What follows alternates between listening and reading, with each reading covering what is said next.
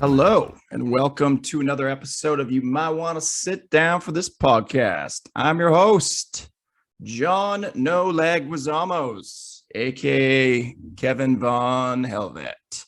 What's up? What's up, everyone? Episode, is this 29? It's fucking 30? Shit, I don't even know. That's how you know you're good at this. What? Yeah, 29. I just looked and then I forgot. Episode 29. Holy crap. Almost at 30.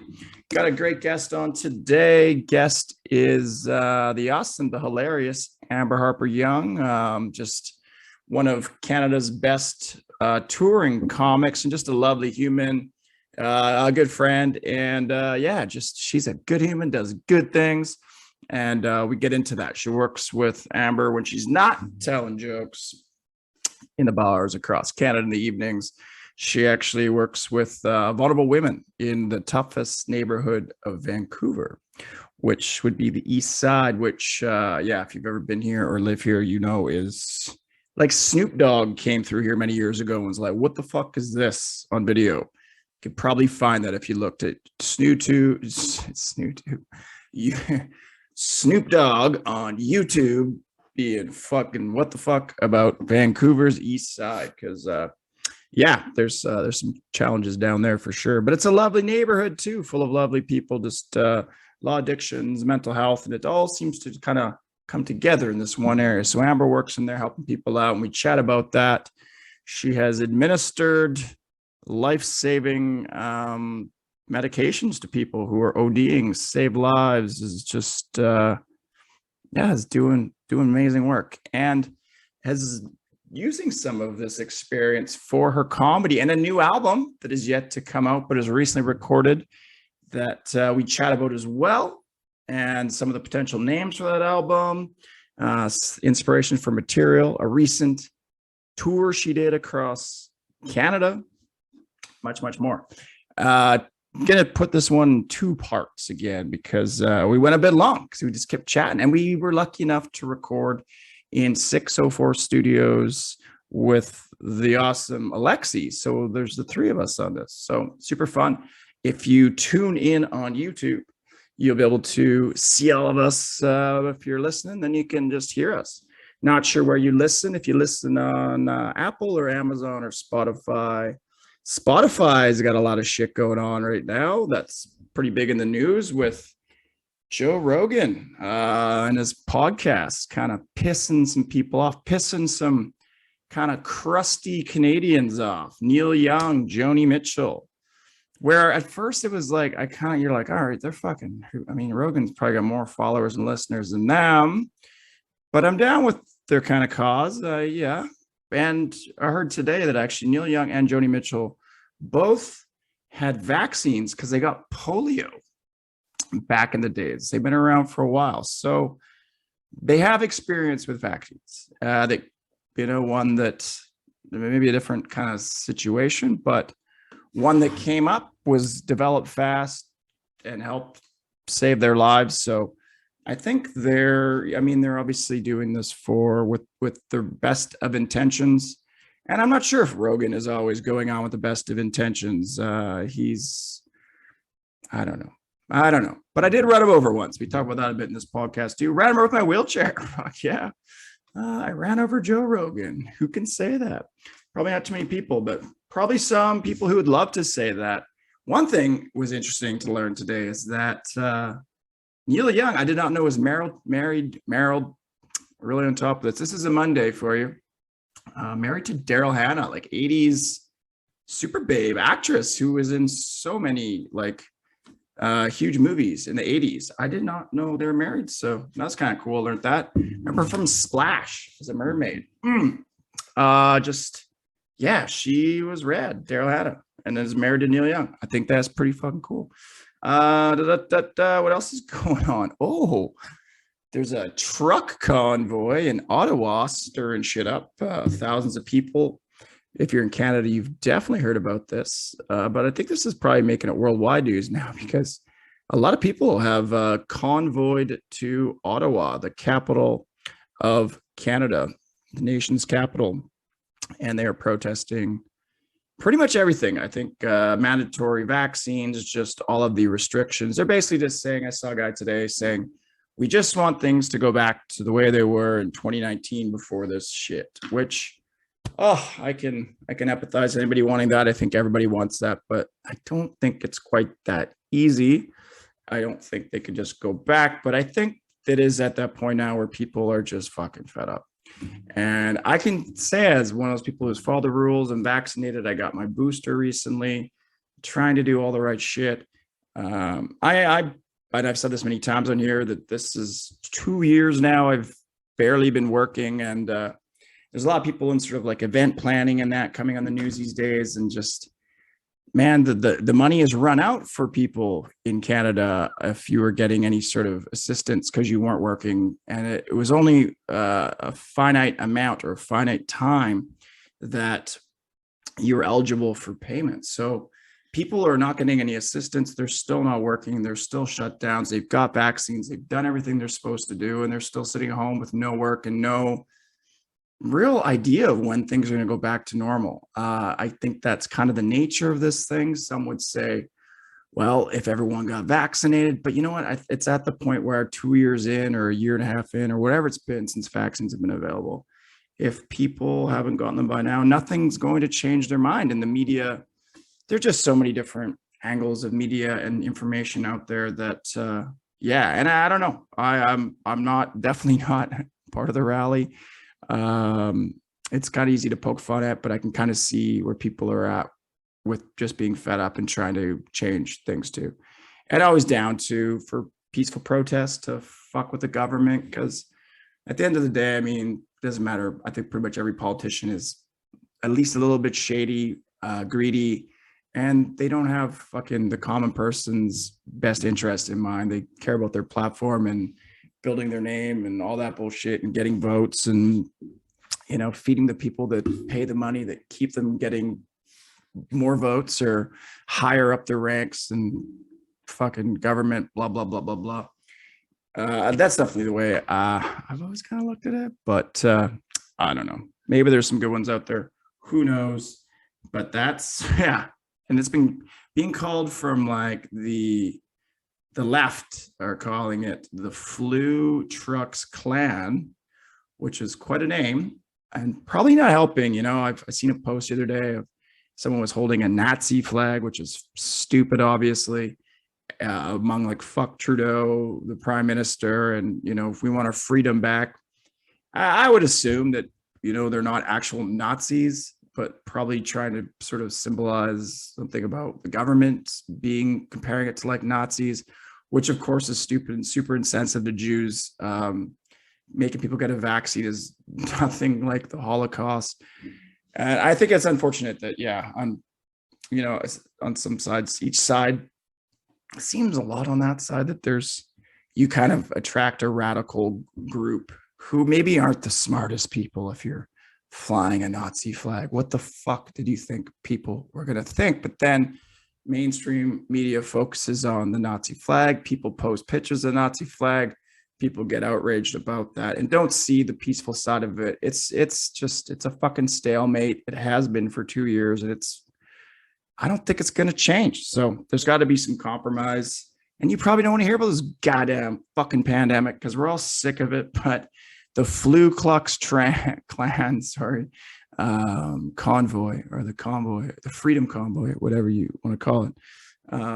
That's going on in Canada. That's kind of crazy right now. I'm going to rock some music from a band called the Midwich Cuckoos, who recently reached out to me and were asking maybe to do a podcast or review of their music. Pretty fucking cool band out of the UK. Kind of punk, kind of metal, just a little bit of everything.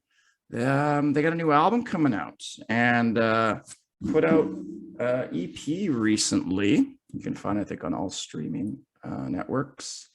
EP is called, it's called Death. Super uplifting. But some rad banging songs. The song I'm going to play, though, is a brand new one called The Ballad of Tansy Villain by the Midwich Cuckoos. So check that out. Check them out. And hopefully you'll be hearing someone from the Midwich Cuckoos on here soon. Still no word back from Wee Man, but let's hope I hear from him soon as well. Let's hope he's all healed up from Brock Lesnar putting him through a table over this weekend where Johnny Knoxville and the whole Jackass crew was in St. Louis for the Royal Rumble.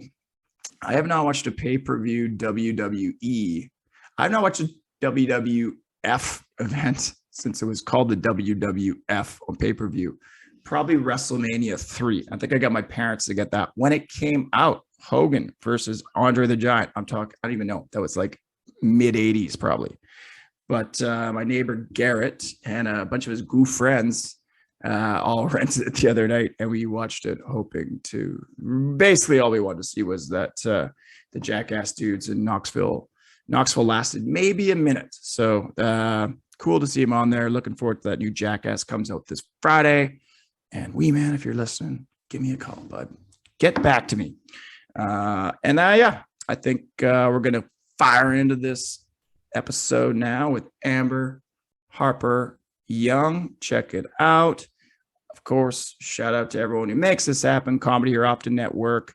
Check out the website, www.comedyhereoften.com. Check out the website for the podcast for this and many others, videos, all the audio streaming, and all of past episodes, www.sitdownforthispodcast.com. Social media at Sit Down for This Podcast on Instagram. Give it a like, share, follow. Same name, Sit Down for This Podcast on YouTube. Check it out. Follow, like, share, comment. Have a great day and enjoy this episode with Amber Harper-Young.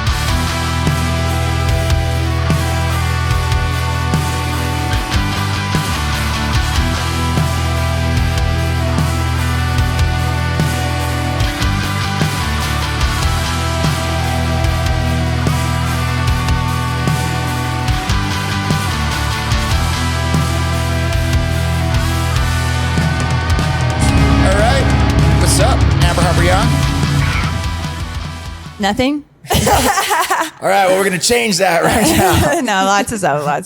I'm good. How are you? I'm feeling good.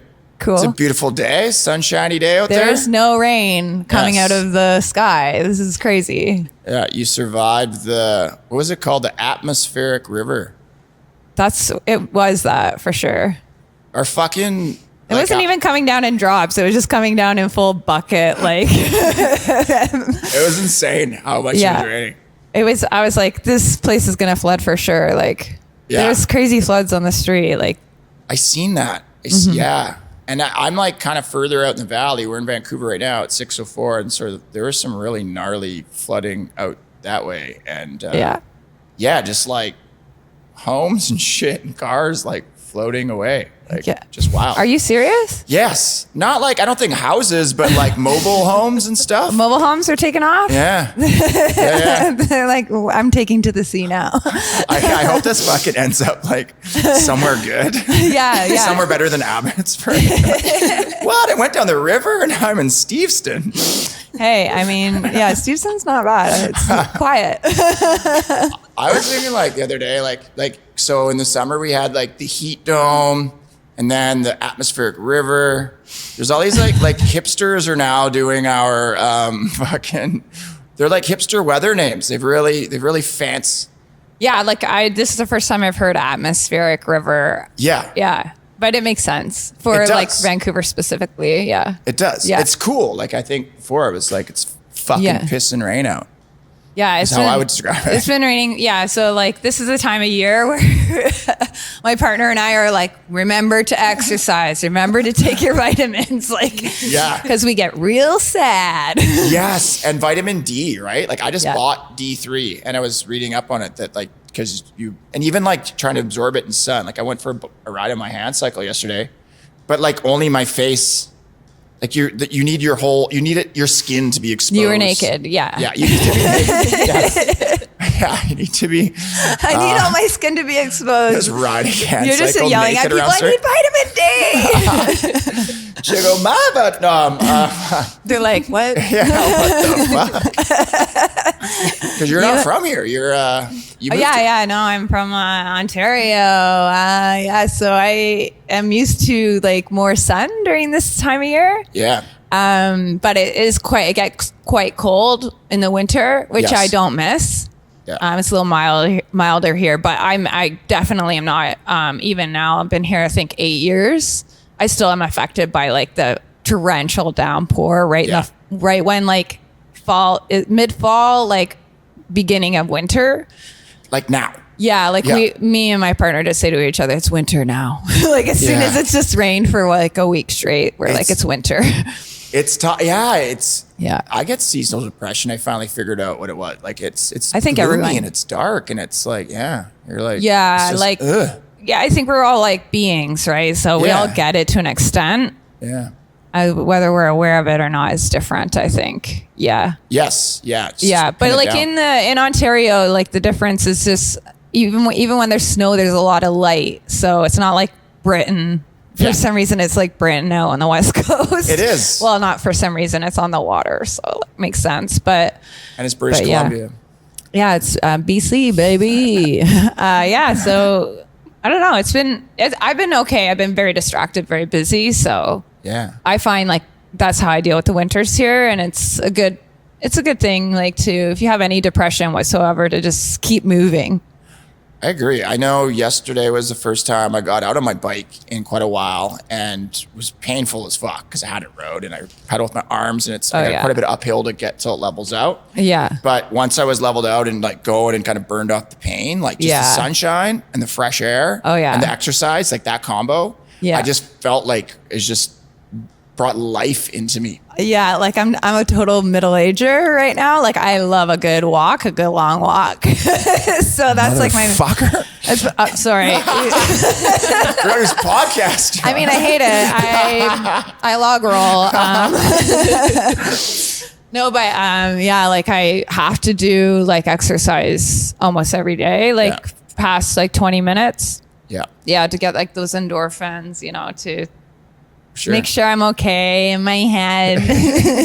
My head's not okay all the time. So I have to, the endorphins, you feel them like 15 minutes in or whatever. Yeah. Like you feel like a shift in your like happy. I felt like happy. Like I was like something just turned on inside me that feels like good. Yeah. And it's like neuroses. Like, I don't know if you're neurotic. I'm super neurotic. So like my cycling, like thought neuroses, like it slows down or it stops, full stop. And then I just actually start like looking at like birds flying and like leaves, like the sun coming through leaves or, whatever, just like these details that I think we take for granted a lot. Yeah. Like appreciating the little things. Yeah. You get more in the moment because you get all the anxiety out and whatever else is in there. What you said, keep them busy. So what have you been doing? Keep them busy. It's been just under a month since I got back from a cross Canada tour. How was that? Other comics are sort of laughing at me about. I'm not really sure why, but those are comics who just didn't do a big tour. Someone brought me up like a couple nights ago on their show, like saying, so this comic just got off a cross Canada tour. I'm not sure why, and I'm like, okay, because I'm a comedian, so I'm gonna tour. But I guess you're Canadian. I'm a Canadian comedian. Where am I gonna tour?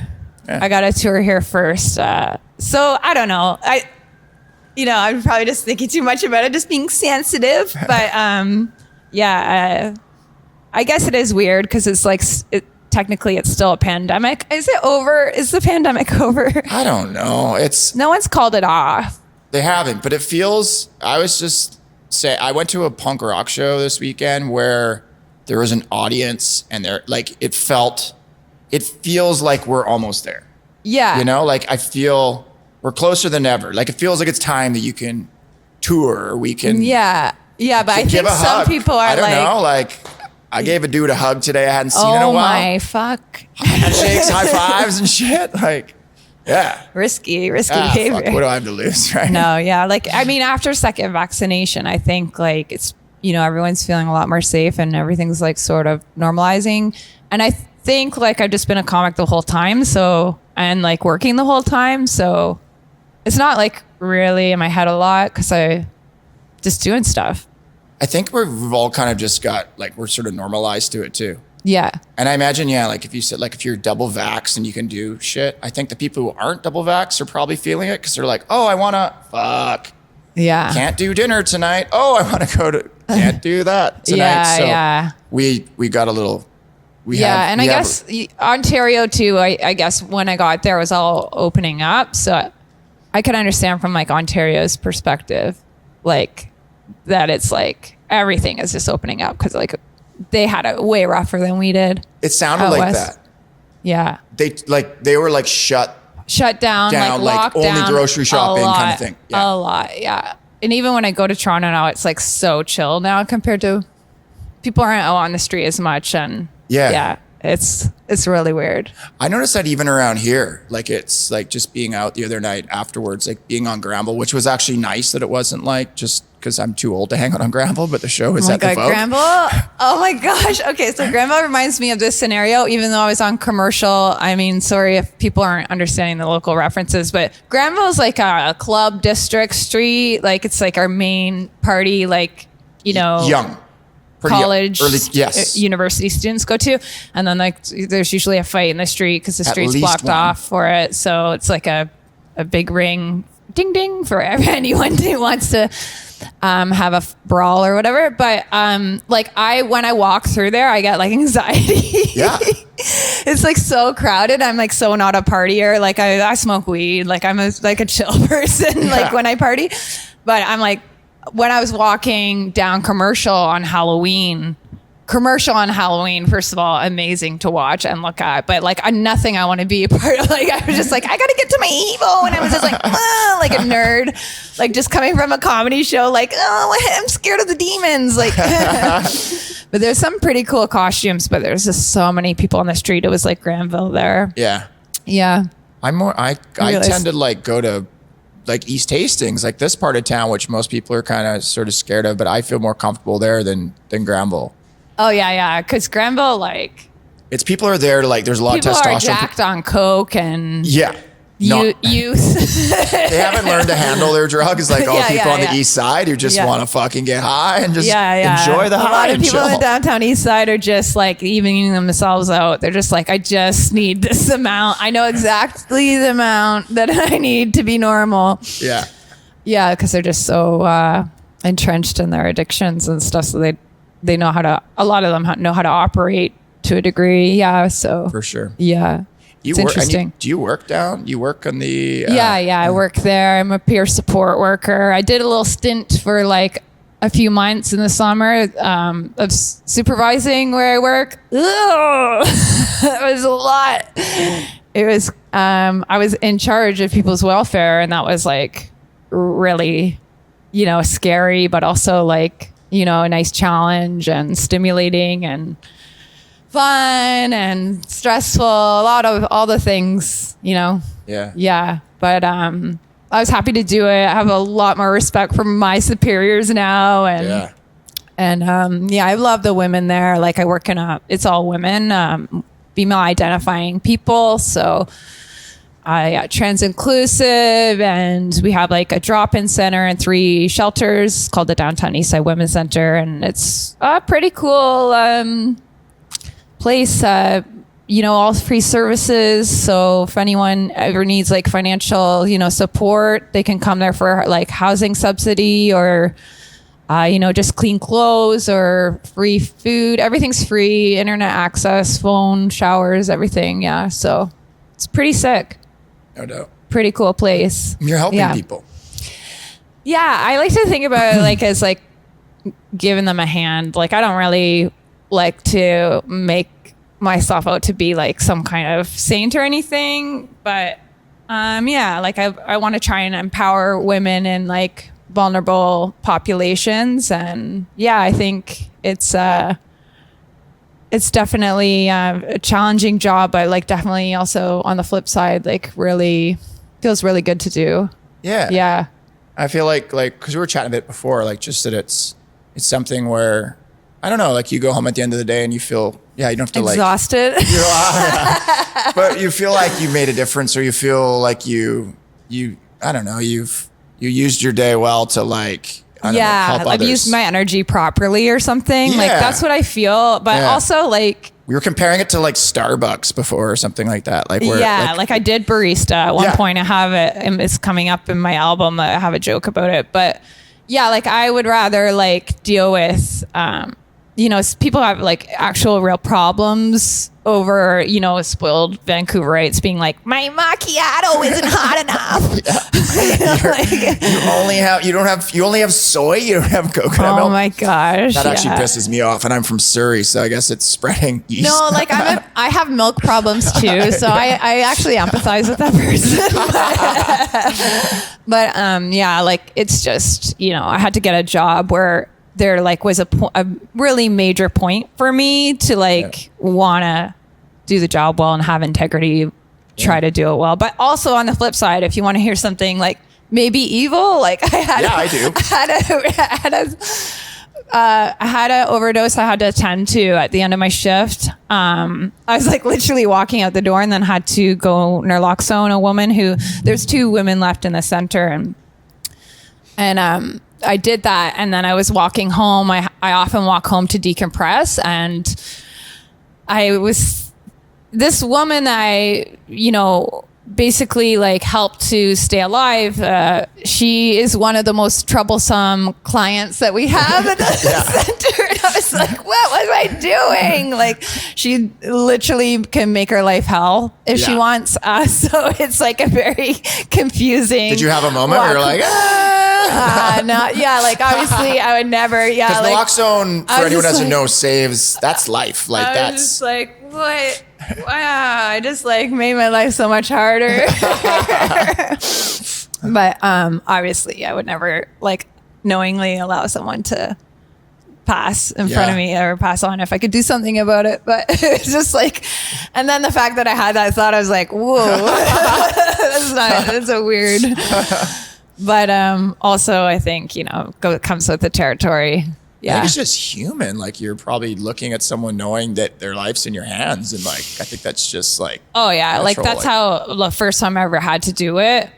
Like, that's why I did it, because no one else was going to do it. So I was like, okay, this is my first time, I guess. How long have you been working in how long have you been working in this field? I've been working, if you count like the time I volunteered, like I volunteered there for 6 months before I got work there. And I think I've been there 5 years now. So that's probably like kind of right when the whole fentanyl, that's sort of the start of it, or it was already going? Yeah. No, it's probably, around the start of it. Where it blew up. Yeah, it's pretty scary, all that. Yeah. I just want actually to say, while I have a platform, please do. If you're doing drugs, just get them tested. Like, just get the kits and test your drugs before you do them. Explain that, because I have drugs right now. This is also all listeners, for all my friends. So we don't dole them out at the drop-in per se, because like our drop-in is really highly like there's a lot of people coming in and out. So we actually really discourage drug use. Now, on the other hand, if somebody's using and we don't kick them out, or, if they are in there using, we like that they're safe using. But we're not like we're not like somewhere where you're supposed to come do your drugs. We have a place it's called OHS. It's just right around the corner from us. So you can go do that, like a site where you can use. But you can go probably to, not OHS, OPS. But you can go probably to safe supply sites, and I'm sure that they have drug testing kits. But I can't think of one off the top of my head. Yeah, right now. I don't know. And I've heard of those, but I was wondering about it, because I know you can get naloxone from. You can get free. You can get it from free from like your pharmacy or your. I don't even think you need a prescription. Do you? No, it's free. Yeah, it's always free. I think across Canada it's free. I'm not 100% on that, but as I just toured, I think it might be. When I was asking around, a lot of people were saying, it's totally free. Just go ask for it. Yeah, US not so much, but I heard in the US you can actually like in like CVS and drugstores, you can buy, I think it's a spray that you have. There's a spray too, but the problem with that is it's not COVID safe. Oh, like so because it's like up your nasal passage, so if you and share it's it with a someone else. spray. Like, so say you're responding and you don't have a mask on, like because you're on the street or you weren't prepared to like be near a human. Yeah. Like the vapor that's going up is also coming out, right? The other nostril, or and then could come out into your face and then drop the whole droplet thing, right? So it's not as COVID safe. So I'm sticking to stabbing people. So you like I love it. Or I'm thinking, like, I was thinking more for people on their own, but I don't like, if you OD. You mean somebody to do it to themselves? Do you have that fucking window of time? Do you know? Like, if you take bad drugs, you're like, I think these are bad. Do you have that window of time or you need someone else? I don't think he would comprehend that that's what was happening. It's that quick, hey? Yeah, I don't think he would know. Like, even like with the last person I responded to, like there was moments where I thought she didn't need the naloxone. Yeah. Because she was responding to me, but then as soon as she wasn't responding and she wasn't breathing, like, but that happened very close to her responding to me. Yeah. So she was responding to me like, I'm awake. And I'm like, okay, I'm gonna, like, you gotta stand up. We gotta go. Like, I was just trying to get her moving and stuff. And then she just like went right out and stopped breathing. And it can happen like very quickly. I heard it happens fast. Like So like, even just saw like this guy in the alley, his girlfriend, like just right now, or whatever, like a couple days ago. It was just, she was like, hi. And then she was just like sliding down the wall and he was getting naloxone out. Fuck. Cause she was like not speaking or anything, but she was like, had her eyes open, but then she was just going so quickly and he was nervous. So he had his naloxone out already. And it's crazy. Like that just, I don't know. I mean, maybe I think on two ways, like maybe it's a good thing if it actually discourages people from getting into hard drugs. But I think people who already do hard drugs or like hard drugs or are addicted to hard drugs, like you're still going to do them. And now you're rolling the dice every time people use. Yeah, the fentanyl is like really scary. I think that's the main issue. Like fentanyl too, which is I think fentanyl, is even stronger. And then any other things that are cut.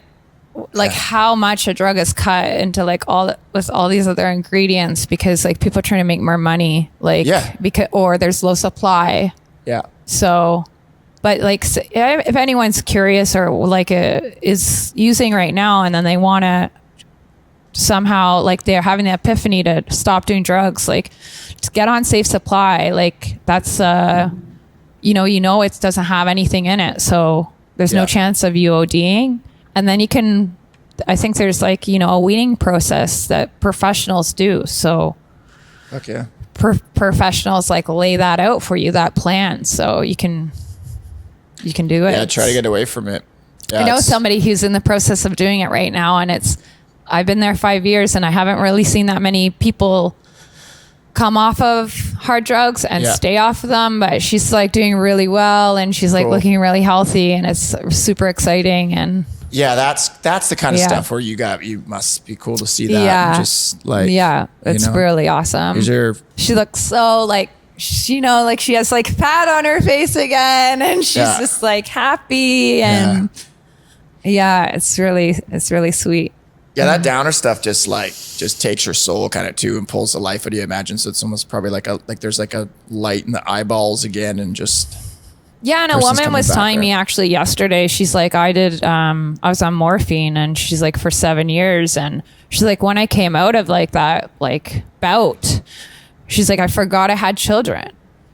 She forgot she had 4 children. Wow. She's like, it makes you really stupid. And I mean, not to be insulting to anyone who's using or whatever, but like, this is something that happened to a mother of 4 kids, so, and she's definitely has regrets.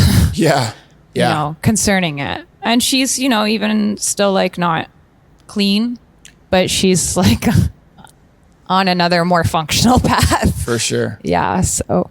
The heroin thing sounds, or any sort of the opiates sound just a dark path that hard to get off of. Yeah, they're don't do drugs. Highly addictive. PSA from Amber, Kevin, and Alexi. Are you with us? No, I'm not a part of this PSA. Yes. I'm not supposed to judge. So be careful. Try not to do drugs. Exactly.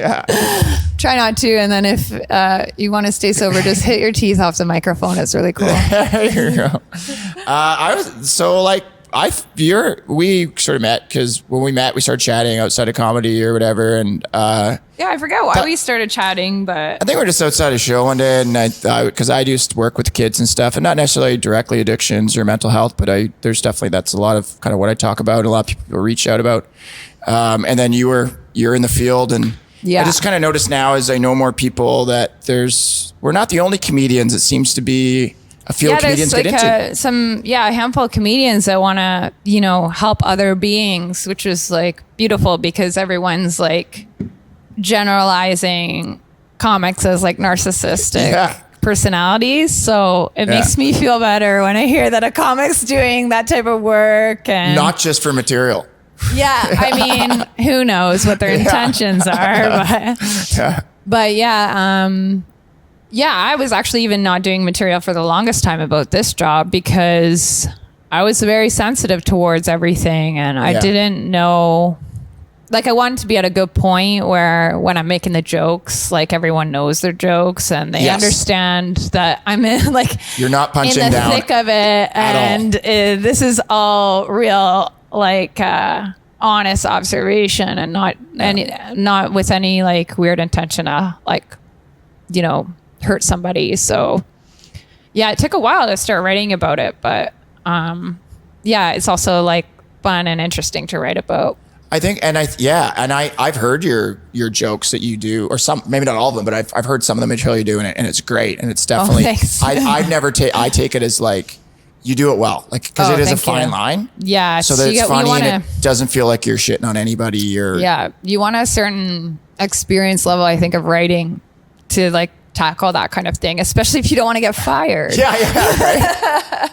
It's because you're in the public, right? And you don't know who might be at your show. If it's like. Yeah. I was very nervous doing my album recording because like I would say a quarter of the audience was from where I work. So. But the most like sweetest, like kindest hearted, and these coworkers are like even like that toward me if I make a mistake, or they're the same way they are to the women as they are to me, and they're just like super like wholesome, like non-judgmental, like people, and they're coming to this comedy show where I'm saying some pretty brash stuff, but they were very supportive, and it was like super cool feeling. That's who you want there too, right? Like you want that support. You kind of want that audience, but you also kind of don't. Like I have like one joke's like a teaching joke about naloxone. So I'm making jokes, but I'm also wanting to teach people and like give people like the power themselves to like check on people in the street, be like a community, like look out for people. Yeah. So they're kind of hearing stuff they already know, but they're also like, yeah, we get it. And jokes you haven't told. Like, how much of your sense of humor do you expose at work? At work? Yeah. Oh, yeah. I'm like pretty open at work because like we go through a lot. Yeah. So, and dark humor is very useful there. But we're not like sitting there on the floor in front of women, like making like really terrible jokes. We're just. Yeah, like you can't handle your drugs, pussy. Like nothing. No, like somebody's getting punched in the face and then we have to make that person laugh that just got punched in the face, like. Punching face. Punching up. Yeah. So we're just blowing off some steam. Probably nothing I would like say here because it's like super intimate, private stuff. But it's sort of stuff you have to do in the moment to get through the shift.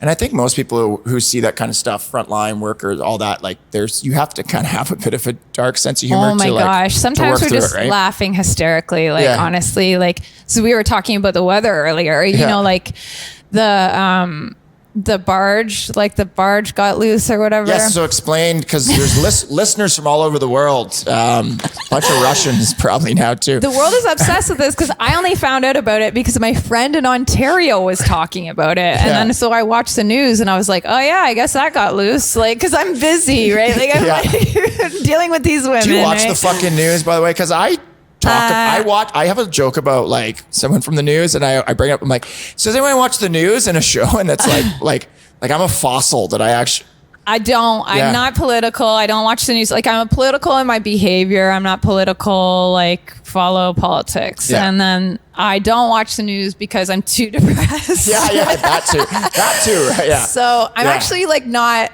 a depressed person, but one reason is because I monitor what I absorb. Like I also don't like to watch a lot of violence or dark stuff. Like I've been watching a little too much Succession recently. I think I probably should dial that back. But yeah, I try to avoid the news. I try to avoid violence.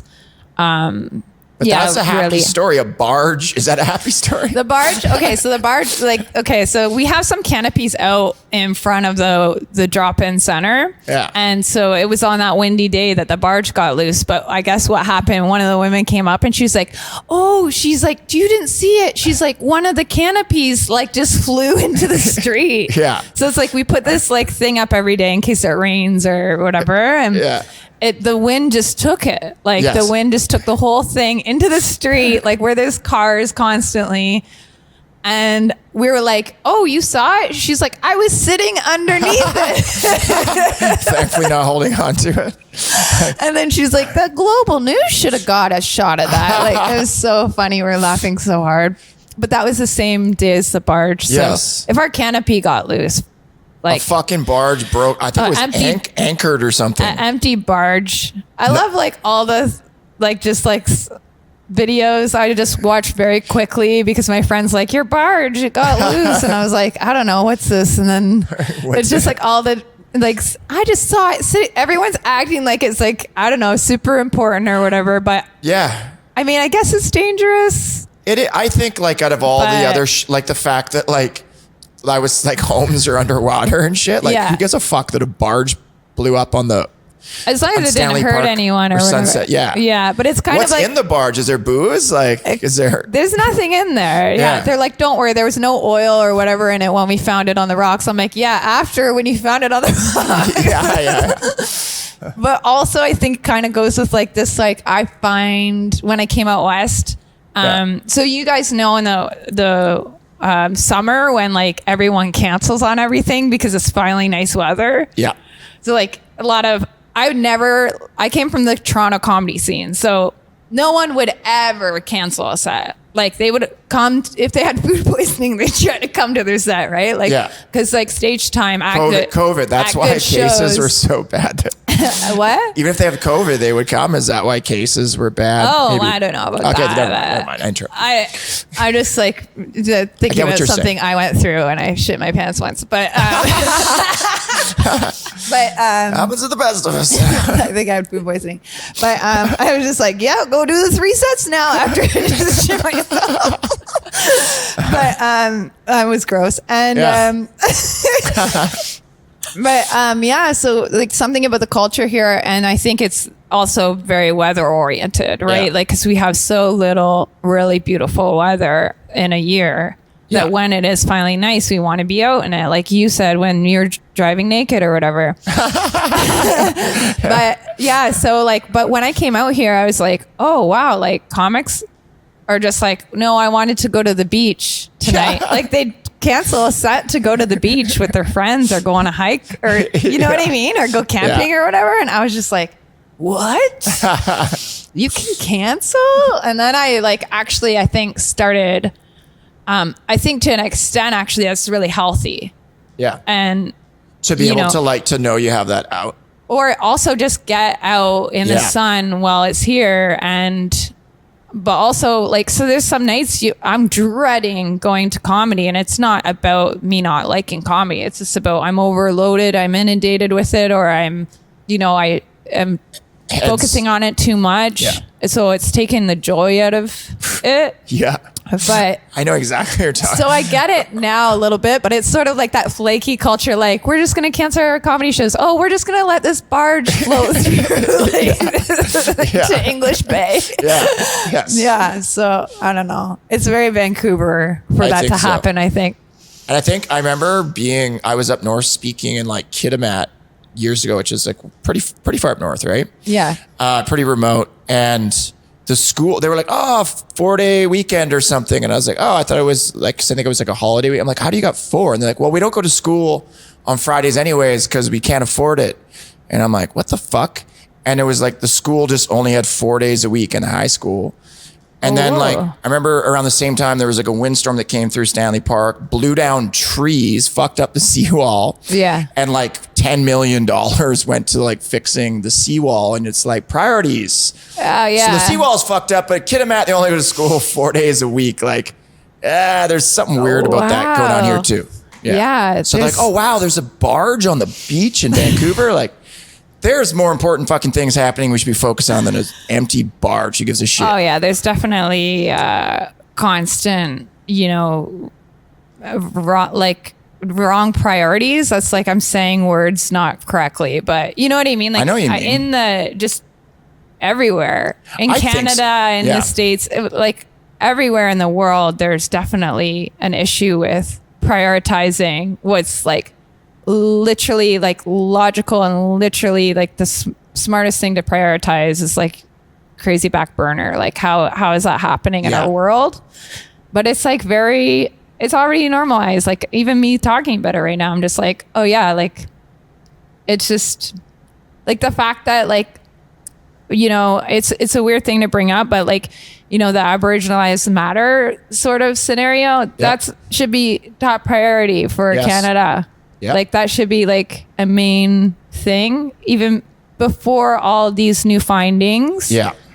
Should have been a major thing that we're focusing on, and we weren't. And that's the only probably political thing I'll say this whole time. But yeah, and I agree. And I almost feel like the news, like, because I was like, they're probably finding more bodies and stuff. It's almost like they stopped talking about it maybe, or they kind of brushed it away because people were burning down churches maybe. I don't know. Yeah, were they burning down churches? There was some churches burned down. I thought that was pretty awesome. But that aside, but yeah, we should be talking about, I mean, obviously mental health and addiction as well should be priorities. All those, there's so much like there's shit. So trauma, much, right? Like trauma leads to mental health a lot of times. It leads to addiction. These are all things that affect the entire society more than a barge or a tree falling down. Yeah. Or, and like, I don't know. It's just like, I just think every place in its own geographical, like,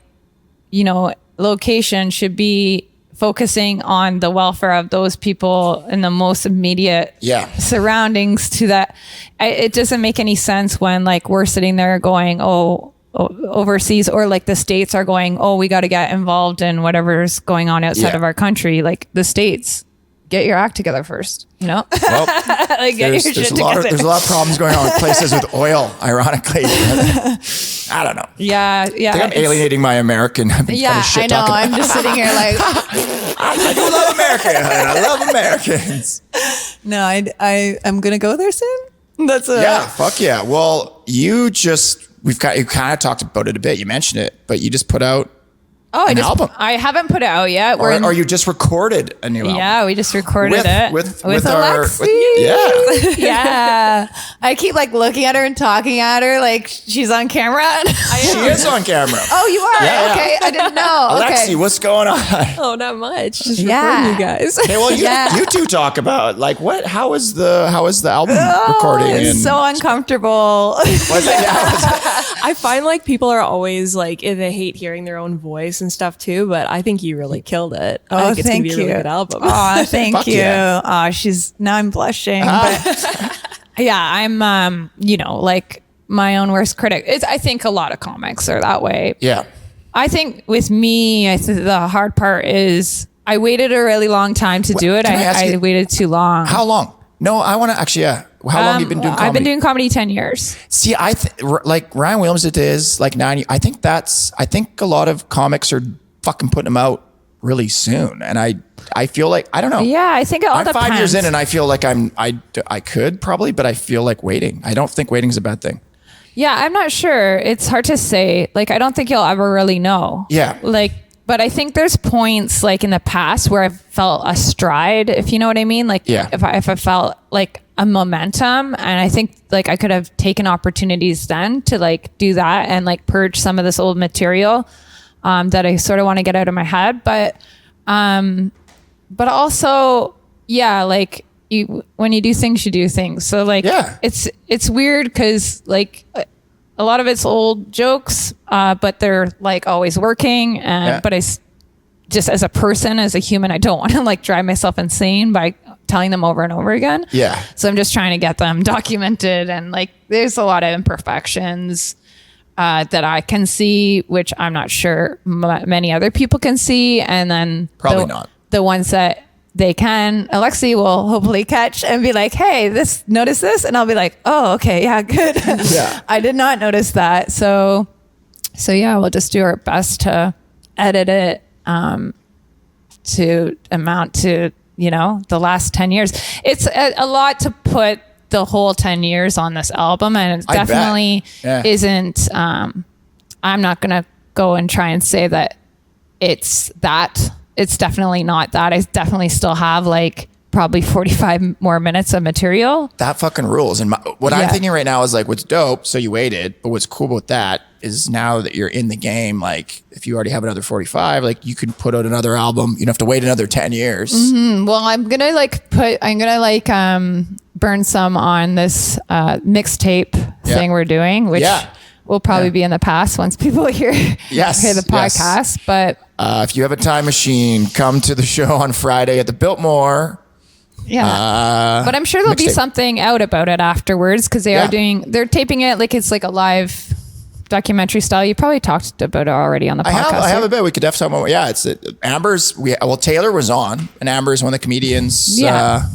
You only picked the fucking coolest fucking comedians, obviously. The show we're on it. It's filming Friday, and there's go out and find it like when it comes out. Yeah, the mixtape. Definitely. Yeah, lots of comics that I don't think get enough attention are on there, and I think it's going to be really cool. A little bit more artistic of a thing than like just a regular special or something. So little clips of interviews and backstage, and I'm excited too, and I like the Biltmore. The Biltmore, I've seen some great shows. I was just thinking about like seeing some good comics there. Like I saw Michelle Wolf there, and I saw who else did I see there? I think Todd Barry.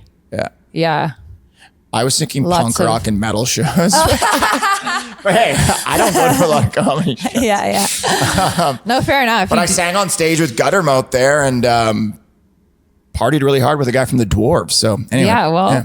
Hey, good times regardless. You got to do your thing. And like I was saying earlier, you can't just only do comedy or you'll go bananas. Yes, for sure. But that's cool. So, and also I was thinking like, and I feel this way too. Like I loved when I was touring a lot, speaking, I would go do like open mics and shit. And I'd be like, I come back here, I'd be like, I want to fucking do open mics in Vancouver. Yeah. Cause it's all comedians I know who've heard my jokes or kind of, if you're doing older stuff or working on it. Or even just shows. Like I was like, I love going and doing shit on the road, like an open mic, because nobody knows who the fuck you are, and you're just out of nowhere, like, well, that's good shit. You can do your old shit and stuff. But with an album, I mean, people are now it's gonna be on streaming platforms and all that. That people are gonna hear your old jokes for the first time, so they're new to them, which is cool. So that's a rad thing. I shouldn't have said at all on this that they were old. Well, no, but it doesn't. But I think everybody knows that nobody just starts comedy and then in like a year they've got a special. Like I think most comedians like rare. The traditional way was probably about 10 years until guys like Bill Burr, I don't know, like I mean, even like I remember 2 years ago, Damon Schroeder did his first album. I opened for him at Yuck Yucks there, and he was like, no, this is my first album. I'm like, pardon? I was like, what? Like, because he's been doing comedy like 20 years or something. Yeah. And then he put his first album out like 2 years ago. Yeah. I was like, I'm so confused. Yeah, 20. Yeah. So he did the thing where it's going to be like so easy. Like it's going to, at that point it's going to be like so easy. Whereas like I was completely this crazy stress ball on the night of. Were you stressing? Yeah. I was stressed big time. And then. How many did you record multiple sets? One set. One set. Oh, fuck you. One shot. You put the pressure on you. Yeah. I put in That's badass. I put in the description. That's punk rock as fuck. Eminem style, like cue Eminem. Yeah. So I was just like, maybe. You're like hood on the night. I'm like shadow boxing. No, I was just, like limp rolling my pants and just, trying to hydrate because I had a headache. Yeah. Yeah, but it was like a cool experience for sure. Definitely do it if you're like me at all and you're a comic who's been doing it a long time and you're hesitating. Just go do it. Just, and the editing will be scary and upsetting as well, but just do it. Yeah. I think it's easier nowadays to do it too, which Alex, you can definitely chime in and tell me I'm wrong, but it just seems like there's more technology or easier. I don't know where people... It just seems like it's a thing that people do now was it there's like more people like Alexi with skills of editing like more probably I don't know maybe you have more to say with that more tech well I mean can you say were you the on beginning Facebook? Of that question again? I think I get the premise of what you guys are saying, but before I start saying it, I just want to make sure you guys are talking about like the availability of tech. Is it just more common now that there's more availability of tech, more people aware of it, more accessibility. There's like Comedy Here Often network now. Was there a comedy network 10 years ago, or was there? I don't know. There? Yeah. It becomes so much easier to like be able to produce stuff when everything is based on your computer and like the software that you use is like a lot more accessible, like financially to people that want to pick it up. Like, I mean, coming from like an engineering, like audio engineering background, everything that I went to school for was on my computer, but my dad did the same thing in the like I think late 80s, early 90s. And he was having to work like in a studio, in like a multi-million-dollar studio in order to get like the same education and experience. So I think like it's interesting. That's cool that your dad did it and you're doing it. Yeah. I didn't know that. Yeah. That's so cool. Yeah. But I just think like with everything that like all the tools that were not available to people like 20 years ago, 30 years ago are now available to everyone. So like I'm so unsavvy, but when I can edit like a video in my phone, I'm like, I'm all powerful. I mean, that's just trimming from the front end and the back end. Though, it's like, that's true. I was doing that last night, actually. Do you record a lot of your sets? Or do you try to? I have like 500 and something sets on my phone. Yeah, you do. Okay. And you have a lot of memory on your fucking phone. No, something's happening right now where when I'm listening to the set, sometimes it's going, oh no. And then I'm like, no, Amber, like focus, like concentrate. This is a good exercise for concentration. And so I'm just like trying to like get through the and then I just did a voiceover audition and I just sent it in. I'm like, I hope it's not doing that. But yeah, I just have like, I tape them all. I record them all most of the time. But I rarely listening to them unless I do a new riff or like I say something a little bit different than I was saying it before and it got a better reaction. Yeah. But for the most part, I have to preserve my ego. So I'm opposite to a lot of I love you. a lot of comics. I think, especially men, I think for some reason, excuse me. No, I think I might be guilty of this. I think a lot of comics, I'll admit it if I am. When they first start out, they have to like have this sense of delusion to like like to get through the first few years of doing comedy. So they have to like be telling themselves, oh yeah, that was great. I remember even hearing like comics be like, yeah, I crushed. And I'm like, what? Like, so yeah, I had none of that. In the beginning, I always knew when, if anything, I actually would like probably over dramatize how bad it went, like because I was so emotional. And so like through the first like couple 2 or 3 years, I had like a huge learning curve and was very aware of it and very aware of when I bombed and even when I didn't bomb that it only went mediocre. And it was super hard. But that first few years was the hardest and the worst. And then after that, you hopefully become, you know, incrementally better. And maybe thicker skin, hopefully, too, maybe. Yeah. Actually, probably not. I feel like I've gotten... Toronto, you get thick skin fast in Toronto. Even if you are a hypersensitive person like me, you still like... I was doing like 3 or 4 sets in one night sometimes in Toronto. That's wild. Yeah, you turn over like material fast or you just like, you know, do your shitty new amateur thing for like, you know, 1.5 years to 2 years. And then you go, oh yeah, like I guess I should write jokes. Like your same 5, your 5 that you got, you're like, I just keep doing it. Yeah. So so I have to like do, I think the opposite of what a lot of the other really strong personalities do with like, you know, ample egos, which is they're just like, yeah, it went great or whatever. They just like, or they can let go of it. Yeah. It's like really a lot easier for me to let go of things now, but it's been a work in progress for a while. Yeah. I record every set. I try to. I watch them. I definitely can pump myself up sometimes if it goes well. It's definitely soul crushing. And I never, for me anyway, I never fucking had that when like public speaking. I don't know. They just always seem to go well. I never really beat myself up. I never really second guessed myself. But then I started doing comedy and I was like, wow, I've become a lot more neurotic or I've become neurotic. I never was before. You weren't neurotic. Yeah. It's fucked me up. I'm addicted to it. I can't get out of it. Yeah. I'm addicted to neuroses too. I think that. All right. That wraps things up for this part 1 with the amazing Amber Harper-Young. Gonna close this puppy out with a tune by the Midwich Cuckoos. Midwich Cuckoos, friends from the UK, and their brand new song, Ballad of Tansy Villain. Enjoy. And be sure to tune in next week for part 2 with the awesome Amber Harper-Young.